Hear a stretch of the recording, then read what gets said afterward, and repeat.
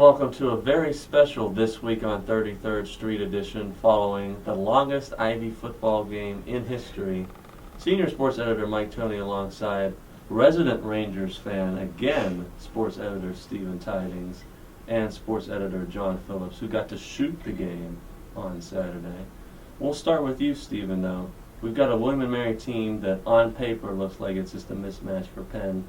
They beat Lafayette on the road 34-6 earlier this season, a team that Penn struggled with at the end. They almost won at West Virginia. Last week, they took Nova to the wire on the road.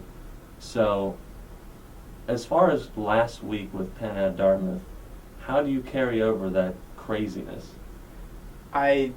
Legitimately, it's a great question. I mean, you come and see Kyle Wilcox, who comes in the fourth quarter, has 18 carries for 94 yards, and the winning touchdown. But there's also a legitimate question of whether part of that was just because he was facing a very tired Dartmouth defense for the fourth quarter and all four overtimes. Brandon Colavita is going to be out, so you're going to be missing a large presence at running back. Connor Scott's going to be out for another week. And there's also questions about the defense, which did let Dallin Williams have a lot of success against them, despite the fact that they were only able to put up 21 points in regulation. Mm-hmm. So, John, again, with that mismatch on paper, we don't forget the Nova game either. No. 30 carries, 20 yards. Yeah. Brandon Colavita is going to be out this week, so what's up with the rushing game, and what's the key to beating William and Mary? I think that it's definitely with the run game, but I wouldn't, hold your breath. I think that what fans should be looking for is not a W, but, in the carries that Wilcox gets, you want to see that he does have that outside explosiveness that we think he has from the short time that we saw him against Dartmouth, but I think it's also about Spencer Colsar. He, as the game went on against Dartmouth, he got less carries and less carries. That's worrisome in my mind. I don't know whether they'll be able to turn it around. I think it'll be more similar to Villanova than it was against Dartmouth. I think that William & Mary's a big team. I think that they'll be able to manhandle Penn's offensive line the way that Villanova did.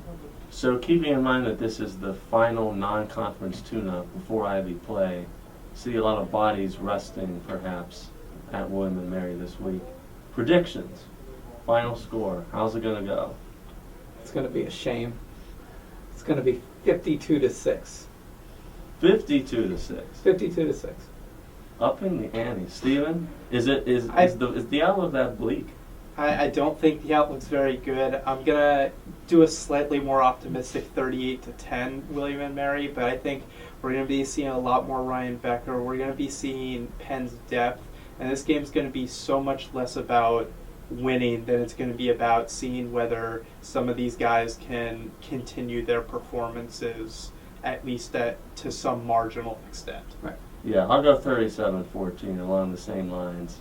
We're not going to be seeing Penn's best for an extended game.